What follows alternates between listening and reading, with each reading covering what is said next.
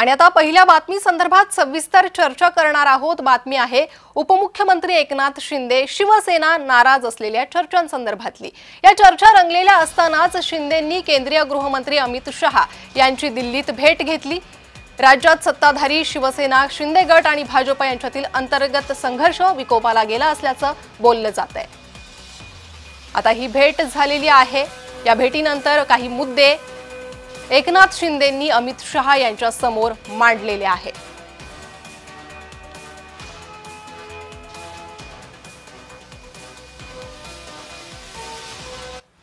आणि या संदर्भात सविस्तर चर्चा करण्यासाठी आपल्यासोबत भाजपचे प्रवक्ता विनायक आंबेकर जोडले गेले आहेत। त्यासोबतच ठाकरे गटाचे प्रवक्ता सुनील मोदी आणि राजकीय विश्लेषक प्रवीण पुरोहित जोडले गेले आहे। तिघांचंही जय महाराष्ट्र मध्ये खूप खूप स्वागत। मी सुरुवातीला जाते प्रवक्ता भाजपचे प्रवक्ता विनायक आंबेकर यांच्याकडे। विनायक जी, तुम्हाला काय वाटतंय, अमित शहांनी काय सांगितलं असेल? बेसिकली मान्य शिंदेनेच बाहेर आल्यानंतर असं सांगितलं की ते बिहारच्या शपथविधी समारोहाला जाण्यासाठी म्हणून दिल्ली मार्गे गेले आणि अमितजींना त्यांनी हे जे बिहारचं प्रचंड यश आहे एनडीएचं आणि भाजपचं त्याच्यासाठी शुभेच्छा देण्यासाठी त्यांनी भेट घेतली। शिंदेंचं वाक्य असं आहे स्वतःचं की हा राज्यातला प्रश्न मी देशाचा कारभार पाहणाऱ्या आणि सर्वात बिझी असणाऱ्या माननीय गृहमंत्र्यांच्या समोर कसा मांडेल, त्यामुळे माझ्या मते आपल्या ज्या सगळ्या अटकळी आहेत त्याला काहीही अर्थ उरलेला नाही। दुसरी महत्त्वाची गोष्ट, राज्यात आता ही ज्या निवडणुका आहेत या स्थानिक पातळीवरच्या निवडणुका या नॉर्मली कार्यकर्त्यांच्या निवडणुका असतात।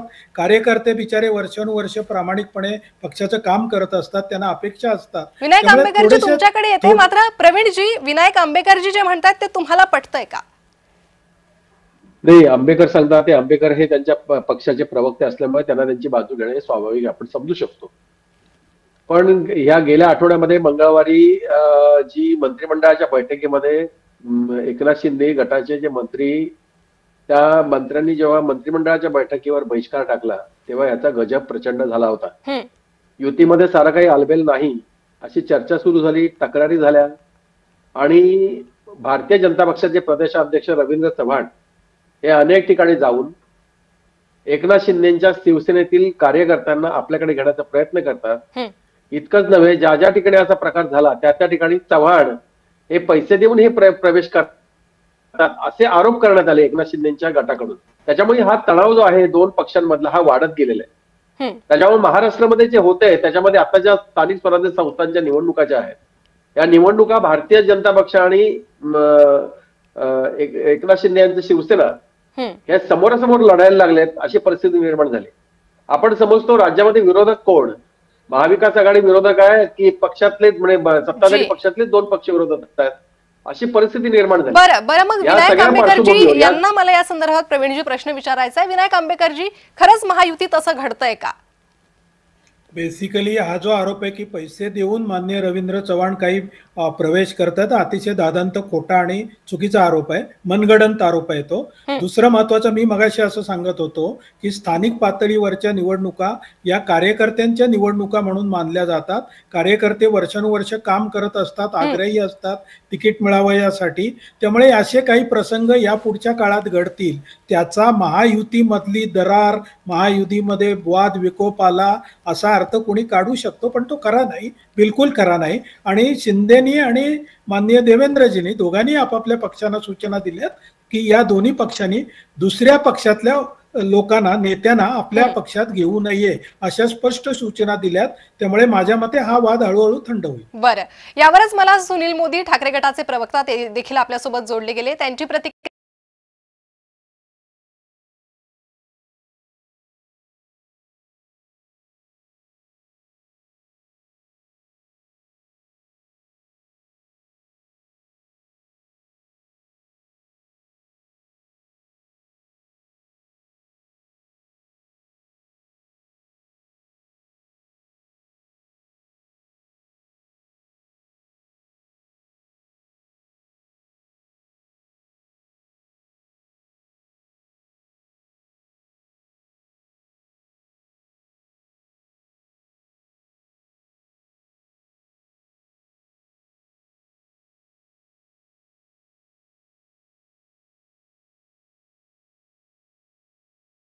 अबाधित राहावं, ही विनवणी विनंत्या अमित शहांच्याकडे यांनी केलं, निमित्त काही असेल केली आहे. आणि आगामी काळामध्ये हा पक्ष संपवण्याचं कूटकारस्थान भाजप करेल यात मला शंका वाटत नाही, कारण ही त्यांची सवयच आहे.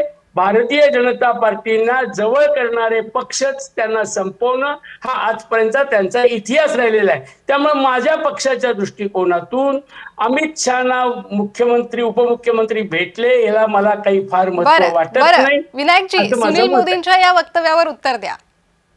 बेसिकली जो पक्ष स्वतःचा पक्ष सांभाळू शकत नाही, जो नेता स्वतःचा पक्ष सांभाळू शकत नाही, ज्याला आपल्या 40 आमदारांच्या मनात काय चाललंय हे कळत नाही, त्यांनी असे आरोप करणे हे खरं तर हास्यास्पद आहे. लवकरच निवडणुका आहेत, महाराष्ट्र त्यांना त्यांचं उत्तर देईल. प्रवीण पुरोजी, आपण पाहतोय की सोबतचे पक्ष संपवायचा हा भाजपचं कटकारस्थान आहे असं बोललं जातं, त्याची ही सुरुवात म्हणावी लागेल. नाही, खरं आहे. भारतीय जनता पक्षाच्या विषयी असंख्य अशा तक्रारी आहेत, मग त्या शिवसेनेच्या असतील किंवा अकाली दलाच्या असतील. ज्या ज्या ठिकाणी भारतीय जनता पक्षाने ज्यांच्याबरोबर सहकार्य केलं, सहकार्याने सत्ता स्थापन केली, त्या सहकार्यांना बुडवण्याचं काम, नेस्तनाबूत करण्याचं काम भारतीय जनता पक्षाने केल्याचा आरोप त्या पक्षांनी केलाय. हे तुमचं आणि आपलं काम नाहीये, पण त्या पक्षांचे सोबतचे पक्ष होते त्यांच्याच कार्यकर्त्यांनी त्यांच्याच नेत्यांनी केलंय. भारतीय जनता पक्षाबरोबर सहकार्य करतं, त्यांच्याबरोबर सत्ता स्थापन करायची, पण सत्ता स्थापन झाल्यानंतर आपलं मकसद साध्य झाल्यानंतर, आपली इप्सित साध्य झाल्यानंतर ज्यांनी सहकार्य केलंय त्यांच्या पाठीमागूनच चुरी मारायची, चुरा खुपसायचा, अशा पद्धतीने कृती झाल्याच्या तक्रारी असंख्य झाल्या भारतीय जनता पक्षाच्या संदर्भात. एकनाथ शिंदे यांची आता आपण सहकार्य घेतो राज्यात सत्ता स्थापन करण्यासाठी किंवा सत्ता राबवण्यासाठी, पण ज्या पद्धतीने अगदी स्थानिक स्वराज्य संस्थांच्या निवडणुकीमध्ये ज्या पद्धतीने एकनाथ शिंदेच्या शिवसेनेला दाबण्याचा प्रयत्न केला जातोय, त्याच्यामुळे तो पक्ष आणि त्या पक्षातले कार्यकर्ते प्रचंड असे नाराज आहेत. हे नाराजी कोणाच्यावर आहे तर भारतीय जनता पक्षावर आहे. हे काही शिवसेना उद्धव ठाकरेंच्या शिवसेनेने काही केलेलं नाही किंवा अजित पवारांच्या राष्ट्रवादीने केलेलं नाही. भारतीय जनता पक्ष हे करू शकतं याची चाहूल यापूर्वीच लागल्यामुळे एकनाथ शिंदेची शिवसेना अलर्ट झालेली आहे. त्याच्यामुळे या सगळ्या तक्रारी वाढत गेल्या आणि वाढलेल्या तक्रारींची तक्रार तुम्ही हा मुद्दा मांडलाय, त्याच संदर्भात मला सुनील मोदी यांच्याकडे जायचं, तुमच्याकडे मी परत येणारच आहे. हा मुद्दा आपण पुढे नेऊयात. सुनील मोदीजी, या वादाचा सध्या परिणाम काय होतोय आणि पुढे काय होईल असं तुम्हाला वाटतंय? नाही, मी आपल्याला सांगतो 4 वर्ष हे सरकार काम करेल, परंतु एकनाथ शिंदेना डिस्टर्ब करेल. एकनाथ शिंदेची अवस्था धोबी का कुत्ता ना घाट का ना घर का अशी अवस्था करेल आणि पुढच्या लोकसभा आणि विधानसभेमध्ये त्यांना टाकून देतील. ही त्यांचं हे माझं. अकाली दलाला काय केलं? मोदीजी, तुम्हाला शिंदेची इतकी काळजी का लागली? मात्र त्यानिमित्तानं हा प्रश्न उपस्थित होतोय. काय केलं मोदीजी, तुम्हाला शिंदेची काळजी का लागली आहे?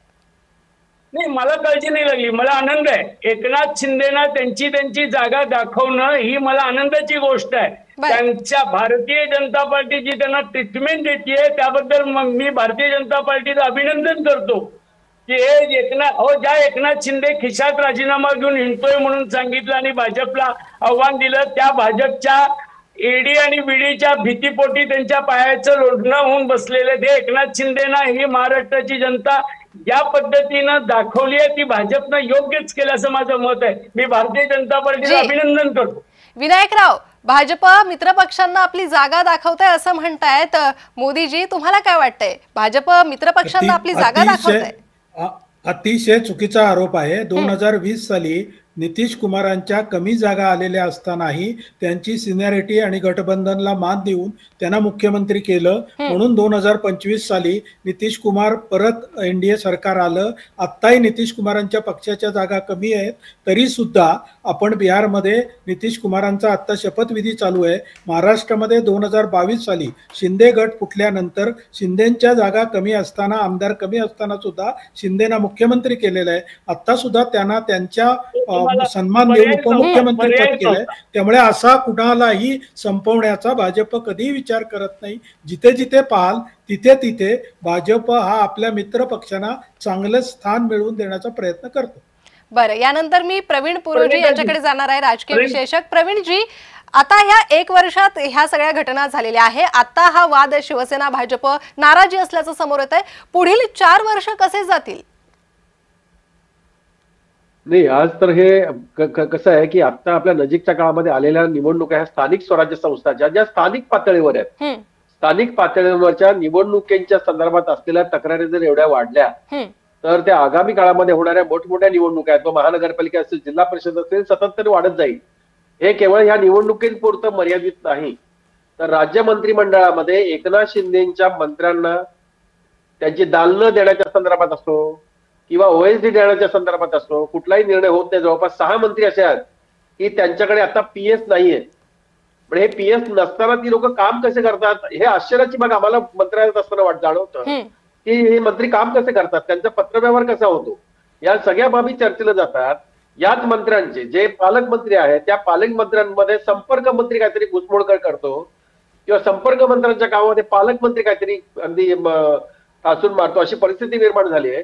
त्याच्यामुळे 2 पक्षांमध्ये, सत्तेमध्ये असलेल्या 2 पक्षांमध्ये हा दुरावा एवढा प्रचंड आहे की आगामी 4 वर्षांमध्ये काय होईल आताही सांगता येत नाही. कारण सातत्याने जेव्हा असं काही घटना घडली की एकनाथ शिंदे त्यांच्या गावाला जाऊन बसतात, ते नसेल तर ते दिल्लीला जातात.